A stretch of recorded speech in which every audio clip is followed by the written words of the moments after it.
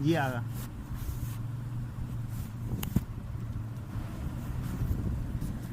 اس وقت جو ہے دین اسلامی، اسلام کے نام سے کوئی نہیں باہر، جی سب سنی شیعہ ہے.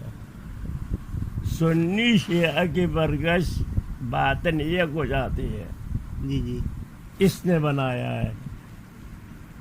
باطنیہ کی برگش یہود نصارہ مجوس کو جاتی ہے.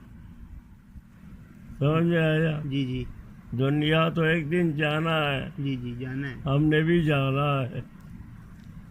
یہ جو مذاہب ہے اسلام کو اٹھانے کے لیے نہیں آیا، یہ مذاہب اسلام کو روکنے کے لیے آیا ہے.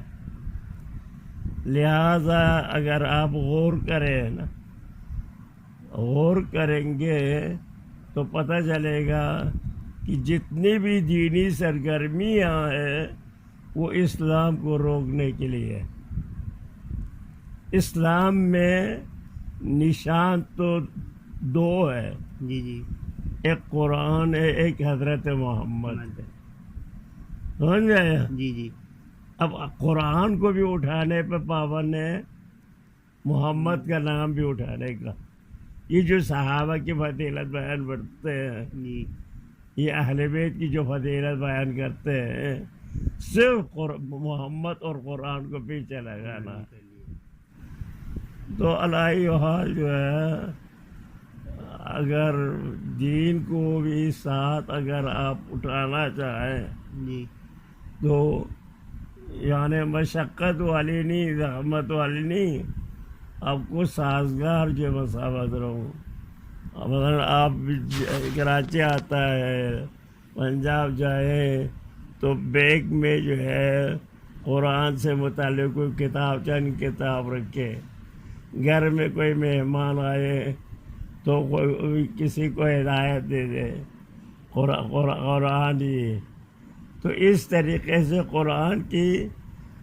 قرآن ایک کتاب ہے، لوگوں کی آنکھ کھلیں گے. تو میں چاہتا ہوں آپ جتنا اوپر جائیں گے مجھے کوئی کمی نہیں دیں گا. میں چاہتا ہوں یہ ہمارے قرآن سے پوچھو ہے، جی جی آپ جتنا لے جا سکتے ہیں گھر میں رکھ کے، جی راستے میں کسی کو دے رہا ہوں، گھر میں کوئی آئے دے دے. ٹھیک ہے ٹھیک ہے انشاءاللہ کریں گے. سوچیں اس پہ اپنے، میں نے کسی کو پھنسانا نہیں، ٹھیک ہے اپنے لیے استعمال نہیں کرنا میں نے. ٹھیک ہے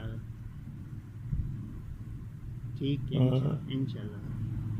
ویسے وہ ابھی مثال کے لیے کہا جی جی قرآن سے پوچھو، ویسے تمام قرآن سے متعلق کتاب آپ اٹھا کے لے کے جائیں گے، مجھے کوئی پرواہ نہیں. ٹھیک ہے اگر آپ مستقل نوبت پہ کوئی اب نوکری کر رہا ہے تو گھر میں ایک کمرہ مخصوص کرے، اس میں کتابیں رکھے.